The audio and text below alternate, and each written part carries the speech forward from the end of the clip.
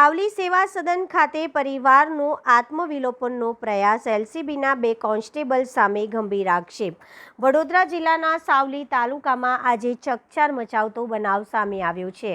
એક યુવકે પોતાના પરિવાર સાથે તાલુકા સેવા સદન ખાતે આત્મવિલોપનનો પ્રયાસ કર્યો હતો। પરિવારજનોનો આક્ષેપ છે કે લોકલ ક્રાઇમ બ્રાન્ચના 2 પોલીસ કોન્સ્ટેબલ દ્વારા સતત હેરાનગતિ કરવામાં આવતી હતી। જો કે સમયસર પહોંચેલી પોલીસે પરિવારને આત્મવિલોપન કરતા રોકી વધુ કાર્યવાહી હાથ ધરી છે। સાવલી તાલુકા સેવા સદન ખાતે આજે એક યુવક અને તેના પરિવાર દ્વારા આત્મવિલોપનનો પ્રયાસ કરવામાં આવતા ભારે હડકંપ મચી ગયો હતો। પરિવારજનોનો આક્ષેપ છે કે લોકલ ક્રાઇમ બ્રાન્ચના ચિરાગ અને જીતુભા નામના 2 કોન્સ્ટેબલ રાત્રિના સમયે તેમના ઘરે આવી પરિવારને હેરાનગતિ કરતા હતા। કારણે કંટાળીને તેમણે આ પગલું ભરવાનો પ્રયાસ કર્યો હોવાનું પરિવારનું કહેવું છે।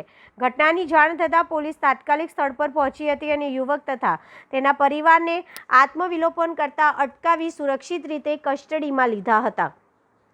ત્યારબાદ સમગ્ર પરિવારને વધુ પૂછપરછ અને જરૂરી કાર્યવાહી માટે સાવલી પોલીસ સ્ટેશને લઈ જવામાં આવ્યા હતા। આ ઘટનાએ સમગ્ર સાવલી પંથકમાં ભારે ચર્ચા જગાવી છે। જો કે પરિવાર દ્વારા કરવામાં આવેલા આક્ષેપોની સત્તાવાર પુષ્ટિ થઈ નથી।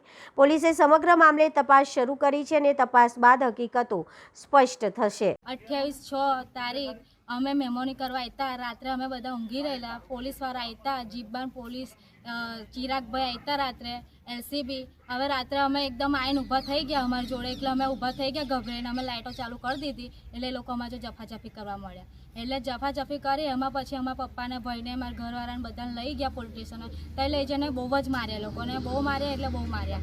અને પછી અત્યારે મારા ભાઈ, મારા મમ્મી, મારા પપ્પા, મારી ભાભી અત્યારે અહીંયા સેવા સદન ગયા ત્યાં આગળ આત્મહત્યા કરતેલા તો પોલીસે પકડી લીધી ને અત્યારે જેલમાં બેહાડી દીધી છે।